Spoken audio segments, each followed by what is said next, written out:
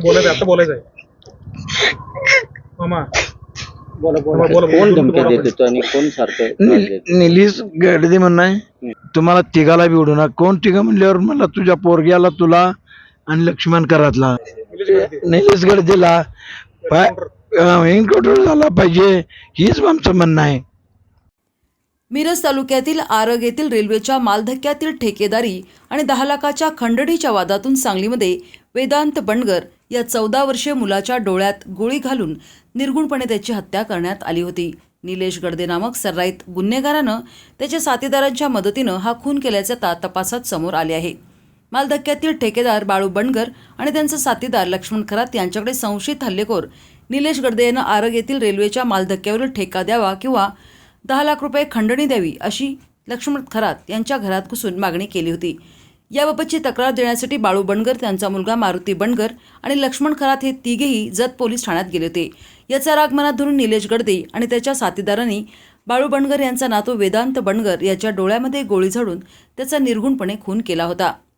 दरम्यान पोलिसांनी वेळीच दखल घेतली असती तर हा प्रकार घडला नसता. संशयित हल्लेखोर निलेश गडदे याच्याविरुद्धची तक्रार घेण्यास जत पोलिसांनी टाळाटाळ केली. त्यानंतर त्यांनी सांगलीतील घरात घुसून नातू वेदांत बंडगर याला निलेश गडदे आणि त्याच्या साथीदारांनी गोळी घालून ठार मारल्याचा आरोप बाळू बंडगर यांनी केला आहे. तसेच या भ्याड हल्ल्याचा निषेध करत त्यांनी संशयित हल्लेखोर निलेश गडदे याचा एन्काउंटर करावा अशी मागणी केली आहे. दरम्यान ज्या मालधक्क्याच्या वादातून सुरुवात झाली त्या लक्ष्मण खरात यांच्या घरात घुसून सर्राईत गुन्हेगार निलेश गडदे यांनी धमकी दिली होती. आरग येथील मालधक्क्यावर ठेका सोडावा अन्यथा 10 लाख रुपयांची खंडणी द्यावी अशी मागणी त्याने केल्याचे, तसेच पैसे न दिल्यास मारून टाकण्याची धमकी पत्नी आणि मुलांसमोर दिल्याची तक्रार लक्ष्मण खरात यांनी पोलिसात केली. तर जतचे आमदार गोपीचंद पडळकर यांनी देखील या घटनेचा निषेध व्यक्त करत सांगली पोलीस अधीक्षक तुषार दोशी यांची भेट घेतली. पोलिसांनी वेळीच दखल घेतली असती तर जत पोलिसांच्या आवारात जो गोंधळ झाला त्याला पोलिसांनी वेळीच आवर घातला असता तर हा प्रकार घडला नसता. संशयित हल्लेखोरावर तातडीनं कारवाई करावी अशी मागणी गोपीचंद पडळकर यांनी केली आहे. तर सांगली हमाल पंचायतकडूनही या घटनेचा तीव्र शब्दात निषेध करण्यात आलाय. त्याच्या वादातून लहान मुलावर झालेला हल्ला अत्यंत निंदनीय असल्याचे सांगून आज सांगलीतील सर्व मालधक्क्यावरील हमालांनी काम बंद आंदोलन केले. तसेच मंगळवारी जिल्हाधिकारी कार्यालयावर धडक मोर्चा काढणार असल्याचे त्यांनी सांगितले. माझं नाव बाळू बंडगर, बाळासाहेब बंडगर. कर जतला आम्ही गेलो. आमचे सर्व सभासद 105 तथा आम्हाला आरग धक्क्यावरली होती. ती लक्ष्मण करात मुक्कादम त्यांना दमदाटी देऊन त्यांच्या घरी जाऊन पिस्तूल दावून बायका मुलासनी त्यांच्या दमदाटी देऊन आणि त्यांना काय कर पैसे मागायचा प्रकार केला.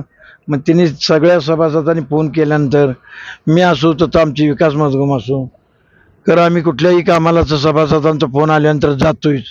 गेलो तथा यांच्या सभासदांच्या कामासाठी, पण हे काम आमच्या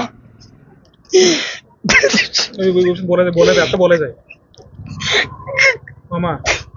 कोण धमक्या देत होतो आणि कोण सारखं निलेश गडदे म्हणणं आहे आणि तिनेच फोन करून डायरेक्ट सांगितलं तुम्हाला तिघाला बी उडू ना. कोण तिघा म्हणल्यावर मला तुझ्या पोरग्याला तुला आणि लक्ष्मण करातला. अरे कशासाठी काय तू इथं आम्हाला का आलायस. मग आम्हाला प्रतिनिधी म्हणल्यानंतर आम्हाला जी कामच करतोय. विकास आमचा नेता ते म्हणले रे आम्हाला जी आम्ही कामं करत राहतोय तर असा प्रकार घडाला तर आम्ही जायचं. आमच्या घरांची जवळजवळ काय करवत बसली. आज आमचं मध्ये पोलीस स्टेशनला गेल्यावर काय झालं. पोलीस स्टेशननं दखलच घेतली नाही. ते कोळेकर साहेब त्यांना सांगून दमलो तर त्यांना ऐकायलाच येत नव्हतं. हे घ्यायचे 10 मिनिटं बोलून जाऊ बाहेर थांबा असे जवळजवळ बरेच वेळ त्यांना कोणाचे फोन यायचे, कोणतरचा फोन द्यायचे. फोन येत होता मला काय लक्षात तेवढं. मोठे सचिन मोठे RS कोणतर म्हणून त्यांचा DYSP फोन येत होता. त्याने ते DYSP सारख्या त्यांना इकडे फोन यांचा.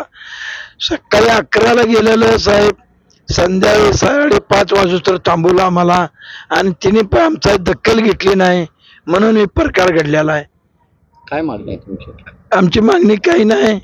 ही पोलीस स्टेशननं आमची दखल घेतली नाही आणि त्यांच्यामुळं आमचं ही बाळ गेलेलं आहे एवढंच मला सांगायचं. आणि दुसरी गोष्ट त्या निलेश सरगरला काय निलेश गडदेला एन्काउंटर झाला पाहिजे हीच आमचं म्हणणं आहे. कारवाई करायला पाहिजे. कारवाई कडक झाली पाहिजे आणि यांच्या नेत्यांच्या आणि यांच्या कोणाच्या कर दबावाखाली कर असं कर चाललं सगळं कर कसं व्हायचं गोरगरिबांचं. आणि गरिबांची कुठे कर न्याय मागाय गेली आमच्यासारखी कर माणसं मोहरी गेली कर आमच्याच घरात येऊन आमच्या मुलांनी बाळांनी बायकांनी कर मारहाण करून गोळ्याबार करायला आली तर आम्ही कसं यांच्या हिताच्या कामासाठी जायचं एक हेच आहे. आणि अशी कर कन्या घेणारी पैसे मागणारी दमदाटी देणारी पिस्तूल काढणारी फायरिंग करून पोलीस स्टेशनच्या समोर फायरिंग होते जतमध्ये. ते कोळेकर साहेब तथंच आहेत बियात वाटतं तिथं कोळेकर साहेब स्वतः समोर बघतात गाडीवर आमच्या सभासदांनी ते आता फायरिंग आपल्यावर करतोय आम्हाला मारायला लागते कवा हे होतं म्हणून आम्ही सभासदांनी मी दगड टाकली गाडीवर त्याच्या. आणि पे साहेब तर समोरच आहेत आपल्याला म्हणतात तुम्हाला अक्कल आहे का नाही साहेब त्याच्या मागं गाडीला वाहतूक सापडतोय आता. कर साहेबानं तेव्हा त्याला पकडलं असतं गाडी मागं लागून हे प्रकार झाला असता का. काही सगळं ठरवूनच कार्यक्रम झालाय हे बरं मला काही कळेना. त्यांचे कोळेकर साहेब निलंबित झाले पाहिजेत आणि तिने हे केलंय म्हणजे त्यांच्यामुळं झालेलं आहे ही माझं सांगणं आहे. निलेश गडदे यांच्यापासून तुमच्या कुटुंबाला धोका आहे का? हो धोकाच आहे की आता इथून बरोबर धोकाच आहे. मुलग्याला मारतो म्हणलाय आणि मलाही मारतो म्हणलाय त्यात ते मुक्कादम लक्ष्मण करत त्यालाही मारतो म्हणलाय म्हणजे धोकाच आहे की. आणि काय सभासदांनी फोन लावून दमदाटी दिलाय आमच्या बाजून राहायला कर बरं नाहीतर मग कोण माय मी ओळखताय का ही भाषा करतोय. आमच्या कुटुंबाला पोलीस प्रोटेक्शन पाहिजे. आमच्या सगळ्या कुटुंबाला हे आहे असं पोलीस स्टेशन आम्हाला हे निलेश गडदे हजर होऊस तर ही सगळं ही लागणार आणि द्यायला लागणार आहे आम्हाला. पोलीस बंदोबस्त पाहिजे आणि आम्ही ही मागणी आता मी नेत्यांनी बी करू आणि सगळ्यांना मी सांगणारच आहे. तर या संदर्भामध्ये माननीय SP साहेबांची मी आज भेट घेतलेली आहे. सातत्यानं असे प्रकार वाढत आहेत तर त्याला आळा बसला पाहिजे या दृष्टिकोनातून कडक पावलं पोलीस प्रशासनानं उचलावी अशा पद्धतीची भूमिका मी माननीय SP साहेबांच्यावर मांडलेली आहे. कारण हा प्रकार जतमध्ये घडला आणि हे सगळे लोक एकाच गावातले आहेत नात्यागोत्यातले आहेत आणि हे प्रकरण सातत्यानं वाढायला लागलेले आहेत. तर परत असं काही प्रकरण घडू नये याच्यासाठी योग्य काळजी पोलिसांनी घ्यावी अशा पद्धतीची विनंती माननीय SP साहेबांच्याकडे केली आहे. जतमध्ये हा प्रकार घडलेला आहे वेळी जर का पोलिसांनी रोखलं असतं तर ही दुर्घटना घडली नसती. बरोबर आहे. मध्ये जर हे सगळं शांततेत सगळा विषय मिटला असता किंवा कारवाई झाली असती तर हे पुढचं जे प्रकरण झालं मुलाचं मर्डर होण्याचं ते मर्डर झाला नसता अशी भावना आम्ही इथं मांडलेली आहे. परंतु तो इथून पुढं पोलीस प्रशासनाने असे जेव्हा सेन्सिटिव्ह विषय येत आहेत तेव्हा अत्यंत गांभीर्यानं या सगळ्या विषयाकडे बघितलं पाहिजे आणि त्या विषयाचा तात्काळ कारवाई तर करणे नाहीतर ते सामंजस्यपणाने मिटवणे दोन्हीपैकी एक काहीतरी तात्काळ केलं पाहिजे की जेणेकरून असे प्रसंग होण्यापासून टाळलं जाईल. सध्या सांगली जिल्ह्यामध्ये गुन्हेगारी वाढत चाललेली आहे त्या संदर्भात आपण मुख्यमंत्री गुन्हेगारीचा योग्य बंदोबस्त पोलीस प्रशासन करेल. त्यामुळं माननीय मुख्यमंत्री महोदयांनाही आम्ही सोमवारी हे सगळं कानावरती घालतोय. पण तरीसुद्धा पोलीस प्रशासनाने चांगली तयारी करावी आणि हे जे सगळे गुंडगिरी करणारे लोक आहेत सांगली शहरामध्ये ग्रामीण भागामध्ये त्यांच्यावरती वचक असावी त्यांच्यावरती योग्य आणि कडक कारवाई करावी अशी मागणी माननीय SP साहेबांच्याकडे मी केली. कुठेतरी पोलिसांनी आता ॲक्शन मोड येण्याची 100% ॲक्शन मोडवरती आलंच पाहिजे पोलिसांनी.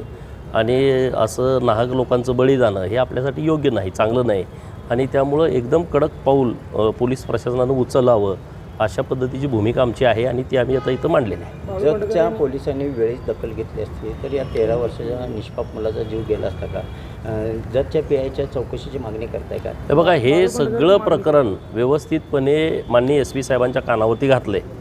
सुरुवात कशी झाली पुढं पोलीस स्टेशनमध्ये काय झालं पोलीस स्टेशनच्या प्रांगणामध्ये काय झालं नंतर सगळा प्रसंग काय घडला हे सगळ्या बाबी माननीय पोलीस अधीक्षक साहेबांच्या कानावरती घातलेले आहेत. आणि त्यांनी आता योग्य सूचना दिलेल्या आहेत. त्याच्यावरती आता मी बोलणं योग्य वाटत नाही, त्याच्यावरती माननीय अधीक्षक साहेब बोलतील. याच्या पाठीमागे कोण वेगळाच असं नेता आहे असं कळते, मोठा कोणतरी नाही व्यक्ती लोक आहे? आता मला बोलतायत, ती लोक मला काय हे प्रसंग माहीत नाही. मी आता आल्याच्या नंतर लोक मला भेटलेले आहेत, तर त्या लोकांशी तुम्ही चर्चा करून घ्या की काय काय घडलं. ती लोक तिथं प्रत्यक्षात होती, त्यांनी कुणाचे फोन ऐकलेले आहेत, काय आहेत असं मला ते आता सर्किट हाऊसला सांगत होते. तर त्याच्यावरती तुम्ही बोला, मी बोललो तर त्याला वेगळं वळण लागलं.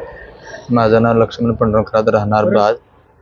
परवा दिवशी आमच्या घरी निलेश गडदे येऊन मी घरी नसताना आमच्या बायकोला गोळी दाखवून आमच्या बायकोला पॅरलेस झाला आहे आणि मी तुझ्या नवऱ्याला जीवे मार, ते काम तर सोड, नाहीतर मला 10 लाख रुपये दे असं नवऱ्याला सांग, नाहीतर मी त्याला जीव मारणार. पोरांना तुमच्या वडिलाला मी ठेवणार नाही. वडिलांना तुमचा वडील पाहिजे असेल तर त्याला सांगा. आणि असं होऊन तो गेला आणि गावात जाऊन बार करून शिवे देऊन गोळीबार उडवून गेला. आणि दुसऱ्या दिवशी आम्ही पोलीस स्टेशनला सर्वजण गेलो आणि आमची न्याय देण्यासाठी आमचं बाळासाहेब बंडगर आम्हाला कुठल्याही परिस्थिती आमच्या संग असतात म्हणून आम्ही त्यांना बोलवून नेलं. आणि पोलीस स्टेशन आमची काय दाद घेतली नाही. कुठल्याही प्रकारचं त्यांनी आम्हाला शिवगाळ करणे किंवा आमच्याला त्रास दिला. 4-5 तास आम्हाला आमची कोणी तक्रार घेतली नाही. आणि तर सचिन मोठे साहेबांचा म्हणजे त्यात अंकुश गडदेने फोन दिला साहेबांना, मोठे साहेब बोलणार आहे म्हणून असं फोन दिला. त्यामुळे आम्हाला शिवगाळ करणे, बघतो घेतो चालू आहे की म्हणले. त्यानंतर निलेश गडचा फोन आला बाळासाहेब बंडगरांना की तुला जीव मारतो, तुझ्या पोराला मारतो, तू पोलीस स्टेशनला कंप्लेंट कशाला द्यायला गेला, तू निघून जा असं म्हणला. पण तरीसुद्धा आम्ही गेलो ना, आम्हाला पोलीस स्टेशनला काय दाद दिली नाही. त्यानंतर तो येऊन रस्त्यावर पिस्तूल काढून वर तुला ठेवत ना जीव मारतो म्हणून रिव्हॉल्वर काढले. आम्ही सर्वांनी सगळ्या हमालांनी त्यावर दगड फेकून गाडी त्याची काचा फोडून गेले. त्यानंतर आम्हाला न्याय काय मिळाला नाही. पोलिसांनी आम्हाला 5 तास ठेवल्यामुळे बाळासाहेब बंडगरच्या इकडं घरी येऊन त्यांनी तर न दाद घेता आमच्यासाठी त्या मुलाचा बारका लहान मुलाचा जीव गेला. ह्या न्याय द्यायला येणाऱ्या माणसामुळे आम्हाला सहकार्य करतोय म्हणून इथे येऊन त्याने त्या लहान मुलाला मारलं. PI कोळेकर साहेबांनी लक्ष न दिल्यामुळं आम्हाला शिवगाळ करून बाहेर काढले, घेतो असं तसं म्हणून आम्हाला लक्ष दिलं नाही. PI साहेबांनी त्यांचं काम तक्रारच घेतली नाही. 5 तास थांबून आम्हाला हाय असं ठेवलं. काय तक्रार कोणाच्या प्रेशरमुळे घेतली तर? मोठे साहेबांचा फोन आला म्हणून 2-3 वेळा फोन दिला साहेबांना. मोठे साहेब सचिन मोठे साहेबांचा फोन आहे म्हणून साहेबांना ह्याला PI कोळेकर साहेबांना फोन दिला बोलणार आहेत म्हणून. त्यांच्या दबावामुळे आमची दखल कोणी घेतली नाही. आमचे 100-125 लोक तर पोलीस स्टेशनमध्ये उभा होते. आम्हाला गेले, आम्हाला 5 तास आळडाळ केल्यामुळं त्या लहान मुलाचा जीव गेला. आणि आमचं 100 माणसं म्हणजे 500 माणसाचं कुटुंब म्हणजे आमच्या तोंडातला घास काढून घ्यायचा प्रकार होता. आणि हे काम निलेश गडद्याला देणार होते, त्यामुळे हा प्रकार घडला. सचिन मोठेंचा काय संबंध आहे? ते अंकुश गडदे त्यांचं ते सोनाचं दुकान आहे, मी तुला पैसे करतो त्यांचा संबंध आहे. त्यामुळे त्यांनी दबाव टाकून आमची केस घेतली. हां, काम पाहिजे ते आम्हाला हाकलून लावणार होतं. त्यासाठी त्यांनी निलेश गडद्याला तर आणलं होतं. सांगली जिल्हा हमाल पंचायतचे आरग रेल्वे मालधक्का येथील हमाल मुकादम लक्ष्मण खरात यांच्याबाबत परवा दिवशी रात्री त्यांच्या घरामध्ये जाऊन आरग येथील विवादाबाबत आमचे लक्ष्मण खरात यांच्या पत्नीस आणि त्यांच्या घरच्यांना आणि त्यांच्या मुलांना धमकवण्याचा प्रकार निलेश गडदे आणि त्याच्या सहकार्याने केलेला आहे. त्या अन्यायाविरोधात दाद मागण्यासाठी आमच्या हमाल पंचायतचे प्रतिनिधी, बाजार समितीचे माजी संचालक आणि आत्ताचे विद्यमान संचालक मारुती बंडगर आणि त्यांचे वडील बाळासाहेब बंडगर हे आणि लक्ष्मण खरात आणि आमच्या हमाल पंचायतचे आरग मालधक्क्याचे सर्व हमाल बांधव जत पोलीस स्टेशन येथे गेले असता 11 वाजता गेले असता त्यांची 3 वाजेपर्यंत कोणतीही दखल घेतलेली नाही आहे तिथल्या PSI संदीप कोळेकर यांनी. आणि हे प्रकरण त्यांनी भिजवत तिथंच ठेवलेलं असल्यामुळं हा जो कालचा भ्याड हल्ला इथं झालेला आहे, जतमध्ये झाला, निलेश गडदे आणि त्यांच्या सहकार्याने केला आणि तो हल्ला यशस्वी झाला नाही म्हणून चिडून जाऊन त्यांनी बाळासाहेब बंडगर आणि मारुती बंडगर यांच्या सांगली येथील राहत्या घरावर हल्ला केला, भ्याड हल्ला. आणि त्यामध्ये नाहक बाळासाहेब बंडगर यांचे नातू मारुती बंडगर यांचा मुलगा वेदांत यांची हत्या झालेली आहे. ही क्रूर हत्येचा आम्ही सांगली जिल्हा हमाल पंचायत आणि सर्व कष्टकरी ह्याचा आम्ही निषेध करतोय, तीव्र निषेध करतोय. शासनाकडं आणि प्रशासनाकडं आमची एवढीच मागणी आहे, येत्या सोमवारपर्यंत सर्व आरोपींना प्रत्यक्ष गुन्ह्यामध्ये सहभागी असणारे आणि अप्रत्यक्षरित्या त्यांना सहकार्य करणाऱ्या जे कोणी असतील ते कुठल्याही पक्षाचे असू देत, कुठल्याही संघटनेचे असू देत, त्यांना अटक झालीच पाहिजे, त्यांच्यावर कडक कारवाई झाली पाहिजे. आणि वेदांचा हा जो हत्या आहे त्याची फास्ट ट्रॅक कोर्टामध्ये सुनावणी होऊन आरोपींना फाशी झालीच पाहिजे. ह्या मागणीसाठी आम्ही मंगळवारी सांगली जिल्हा हमाल पंचायतच्या वतीनं सर्व कामकाज बंद ठेवून कलेक्टर ऑफिसवर आम्ही धडक मोर्चा काढत आहोत.